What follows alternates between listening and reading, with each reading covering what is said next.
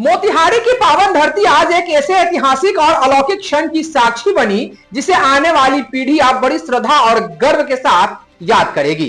54 दिनों की कठिन साधना, तप और वैदिक अनुष्ठानों के पश्चात विश्व के सबसे विशाल और चर्चित शिवलिंग की स्थापना विराट रामायण मंदिर परिसर में विधि विधान के साथ संपन्न हुई। जैसे ही वैदिक मंत्रोच्चार शुरू हुआ, पूरा वातावरण हर हर महादेव के जय घोष से भक्तिमय हो उठा और आस्था मानो साकार रूप में सामने आ गई। बनारस, पटना, अयोध्या और हरिद्वार से पधारे विद्वान आचार्यों द्वारा यज्ञ मंडप में वैदिक रीति रिवाज से पूजा अर्चना की गई।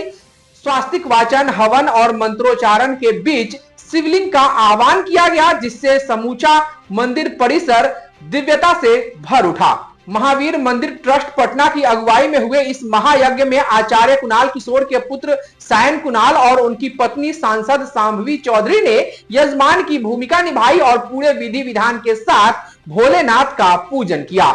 इस ऐतिहासिक क्षण के साक्षी बनने बिहार के मुख्यमंत्री नीतीश कुमार, डिप्टी सीएम सम्राट चौधरी और विजय कुमार सिन्हा सहित कई गणमान्य अतिथि मंदिर परिसर पहुंचे। मुख्यमंत्री ने अपने मंत्रिमंडल सहयोगियों के साथ विराट रामायण मंदिर का भ्रमण किया और निर्माण कार्य की प्रगति का जायजा लिया। वहीं दूसरी ओर देश ही नहीं बल्कि दुनिया के करोड़ों श्रद्धालुओं ने इंटरनेट और विभिन्न मीडिया के माध्यमों से इस पूरे आयोजन को लाइव देखा, जिससे मोतिहारी वैश्विक धार्मिक मानचित्र पर और मजबूती के साथ उभर कर सामने आया। पूजन और आरती के बाद 2 विशाल क्रेनों की मदद से करीब 30 मिनट की कड़ी मशक्कत के बाद शिवलिंग को चबूतरे पर स्थापित किया गया। इस दौरान वैदिक ऋचाओं और मंत्रों की गूंज से कैथवलिया और जानकी नगर का पूरा इलाका शिवमय हो उठा। श्रद्धालुओं की आंखों में आस्था, चेहरे पर भावुकता और होठों पर सिर्फ भोलेनाथ का नाम गूंज रहा था। प्राण प्रतिष्ठा विधान में शामिल होने के लिए शिव भक्तों का जनसैलाब उमड़ पड़ा। सर्द मौसम, कच्चे रास्ते और लंबी दूरी की कठिनाइयों के बावजूद आसपास के कई जिलों से हजारों श्रद्धालु कैथवलिया पहुंचे। आपको बता दें कि 8 जनवरी को तमिलनाडु के महाबलीपुरम से शिवलिंग के आगमन के साथ ही यहां मेला जैसा दृश्य बन गया था, जो अब एक विराट धार्मिक उत्सव का रूप ले चुका है। श्रद्धालुओं की संख्या आने वाले दिनों में और बढ़ने की संभावनाएं जताई जा रही हैं। गौरतलब है कि यह शिवलिंग 33 फीट ऊंचा और 210 मैट्रिक टन वजनी है, जिसे ग्रेनाइट पत्थर से निर्मित किया गया है। तमिलनाडु के महाबलीपुरम में तैयार इस विशाल शिवलिंग को 96 चक्कों वाली विशेष ट्रक के जरिए 21 नवंबर को रवाना किया गया था। हजारों किलोमीटर की इस यात्रा के दौरान हर पड़ाव पर श्रद्धा और भक्ति के साथ इसकी पूजा अर्चना की गई, जिससे यह यात्रा भी एक धार्मिक यात्रा बन गई। मोतिहारी में स्थापित यह विराट शिवलिंग न केवल धार्मिक आस्था का प्रतीक है, बल्कि सनातन संस्कृति, एकता और विश्वास का भी जीवंत उदाहरण बनकर उभरा है। यह आयोजन आने वाले समय में मोतिहारी को एक प्रमुख धार्मिक और पर्यटन केंद्र के रूप में नई पहचान देने की दिशा में मील का पत्थर साबित होने वाला है। पूर्वी चंपारण जिले में आज विकास का एक नया अध्याय जुड़ता नजर आया, जब मुख्यमंत्री नीतीश कुमार अपनी बहुप्रतीक्षित समृद्धि यात्रा के दूसरे दिन मोतिहारी पहुंचे। जिले में पहुंचते ही मुख्यमंत्री ने विभिन्न विकास योजनाओं का शिलान्यास और उद्घाटन किया, जिससे पूरे इलाके में विकास को लेकर नई उम्मीदें जग गई है। कार्यक्रम स्थल पर भारी संख्या में मौजूद लोगों के बीच मुख्यमंत्री नीतीश कुमार ने जीविका दीदियों द्वारा लगाए गए स्टॉलों का भी अवलोकन किया। महिलाओं की मेहनत, आत्मनिर्भरता और उनकी उत्पाद की गुणवत्ता देखकर मुख्यमंत्री खासे प्रसन्न दिखे। उन्होंने कहा कि जीविका दीदियां आज बिहार की आर्थिक रीढ़ बन चुकी है।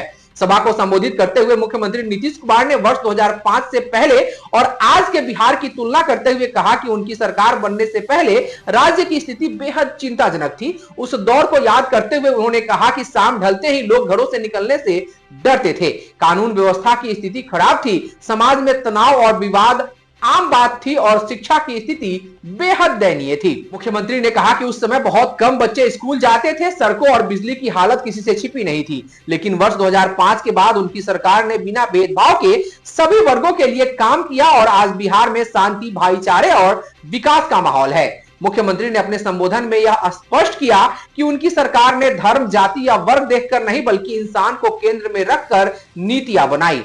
उन्होंने कहा कि हिंदू, मुस्लिम, महिला, युवा, बुजुर्ग और दिव्यांग हर वर्ग के लिए योजनाएं लागू की गई, जिसका असर आज जमीन पर साफ दिखाई दे रहा है। शिक्षा, स्वास्थ्य, सड़क, बिजली और रोजगार जैसे बुनियादी क्षेत्रों में भी बड़े पैमाने पर सुधार हुए हैं और बिहार अब पीछे नहीं बल्कि आगे बढ़ रहा है। इसी कड़ी में मुख्यमंत्री ने मोतिहारी के लिए अगले 5 वर्षों का महत्वाकांक्षी विकास रोड मैप भी पेश किया।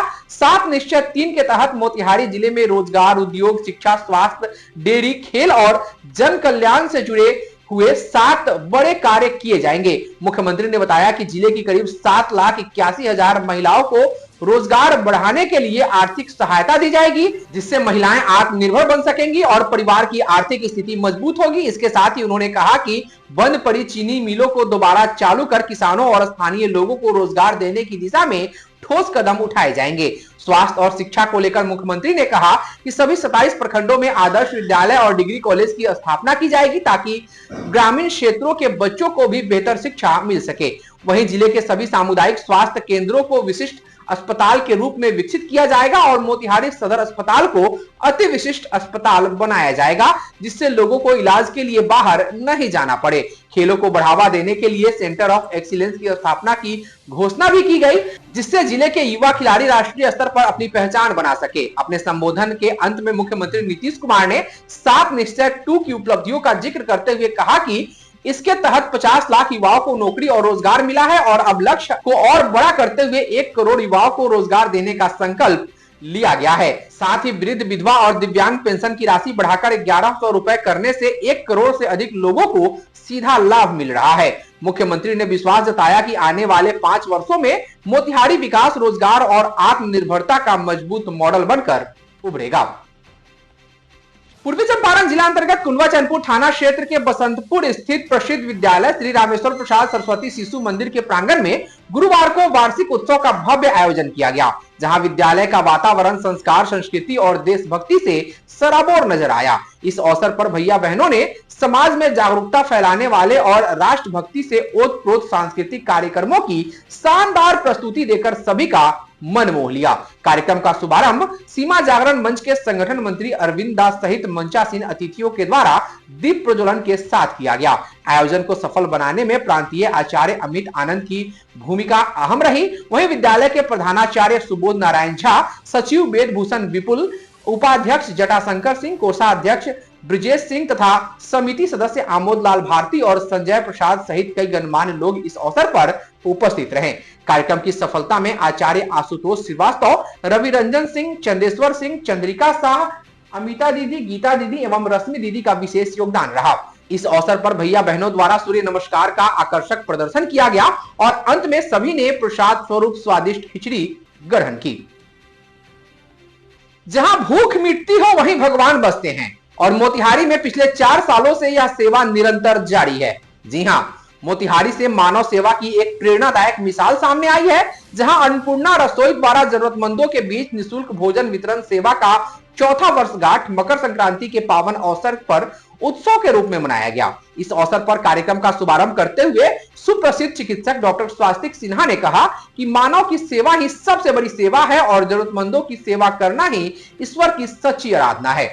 वहीं विशिष्ट अतिथि के रूप में उपस्थित पूर्व प्राचार्य शशिकला ने स्वयं भोजन वितरण करते हुए कहा कि जरूरतमंदों को भोजन कराना महादान है और इस सर्वोपरि मानव सेवा धर्म का निर्वहन कर रहे देवराहा बाबा गुरुकुल आश्रम सेवा परिषद एवं सीता देवी ओंकार नाथ जलान सेवा संस्थान के सभी सदस्य बधाई के पात्र हैं। अन्नपूर्णा रसोई के सेवक राम भजन ने जानकारी देते हुए बताया कि पिछले 4 वर्षों से प्रत्येक शनिवार दोपहर 1 बजे रेलवे स्टेशन परिसर में जरूरतमंदों के बीच निःशुल्क भोजन वितरण का यह सेवा कार्य लगातार जारी है, जो अब जिले में एक ऐतिहासिक और प्रेरणादायक कार्य के रूप में जाना जा रहा है। उन्होंने बताया कि इस सेवा की शुरुआत 4 वर्ष पूर्व मकर संक्रांति के दिन ही की गई थी और आज उसी परंपरा को निभाते हुए भोजन वितरण स्थल को विशेष रूप से सजाया गया तथा जरूरतमंदों के साथ उत्सव के रूप में यह दिन मनाया गया, जिससे उनके चेहरे पर मुस्कान और मन में खुशी साफ दिखाई दी।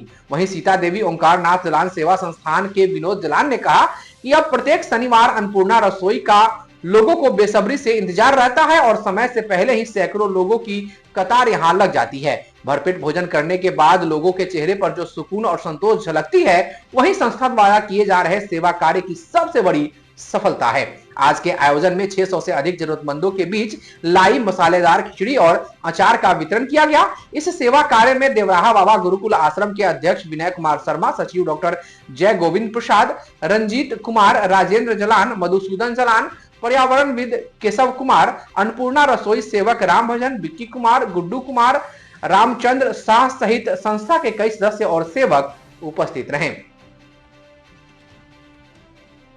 प्रजापिता ब्रह्मा कुमारी ईश्वरीय विश्वविद्यालय संस्था के संस्थापक ब्रह्मा बाबा की 57वीं पुण्य स्मृति दिवस मोतिहारी स्थित सेवा केंद्र पर श्रद्धा, शांति और आत्मिक भाव के साथ मनाई गई। वर्ष 1936 में अविभाजित भारत के सिंध प्रांत में स्थापित इस संस्था के माध्यम से ब्रह्मा बाबा ने आत्मिक जागरण और चरित्र निर्माण का जो बीज बोया, वह आज विश्व के 150 से अधिक देशों में मानवता को नई दिशा दे रहा है। कार्यक्रम की शुरुआत प्रातः योग भट्टी से हुई, जहां साधकों ने आत्मिक शांति का अनुभव किया। इसके पश्चात महावाक्य मुरली वर्ण चला और फिर श्रद्धा पूर्वक भोग अर्पित किया गया। इस अवसर पर सेवा केंद्र प्रभारी बीके विभा बहन, सहायक प्रभारी बीके करुणा बहन, बीके अशोक वर्मा एवं शशिकला ने ब्रह्मा बाबा के चित्र पर पुष्प अर्पण कर आत्मिक दृष्टि ली। उपस्थित जन समूह को संबोधित करते हुए बीके विभा बहन ने कहा कि ब्रह्मा बाबा की क्षमाशीलता, दया, करुणा और ममता के कारण ही यह संस्था निरंतर आगे बढ़ती गई। उन्होंने कहा कि ब्रह्मा बाबा की शिक्षाओं का ही परिणाम है कि आज यह संस्था विश्व भर में नैतिक मूल्यों और चरित्र निर्माण का कार्य कर रही है। बीके करुणा बहन ने अपने संबोधन में कहा कि ब्रह्मा बाबा ने ब्रह्मा तन का आधार लेकर संपूर्ण विश्व को आत्मिक प्रकाश से प्रकाशित किया। वहीं बीके अशोक वर्मा ने कहा कि ब्रह्मा बाबा आज पूरे विश्व के लिए एक आदर्श और प्रेरणा स्रोत हैं। उनके त्याग और तपस्या के बल पर ब्रह्मा कुमारी संस्था ने समाज में व्यसन मुक्ति, स्वच्छता और आध्यात्मिक जागरूकता जैसे अभियानों के माध्यम से महत्वपूर्ण योगदान दिया है, जिसके लिए भारत सरकार ने भी संस्था का सहयोग लिया है। कार्यक्रम में उपस्थित अवकाश प्राप्त दूरसंचार कर्मी बीके हरिशंकर भाई ने कहा कि ब्रह्मा बाबा का प्रभाव इतना दिव्य था कि उनके संपर्क में आते ही लोगों को आध्यात्मिक साक्षात्कार होने लगते थे। कभी कृष्ण तो कभी विष्णु के दर्शन का अनुभव अनेक लोगों ने किया है। इस अवसर पर सामाजिक कार्यकर्ता लाल बाबू सिंह, शशिकला कुमारी, प्रोफेसर विजय शंकर पांडे, संजय पांडे सहित बड़ी संख्या में श्रद्धालु उपस्थित रहे। सभी ने ब्रह्मा बाबा के चित्र पर पुष्प अर्पण कर उनसे आत्मिक शक्ति और शांति की अनुभूति की।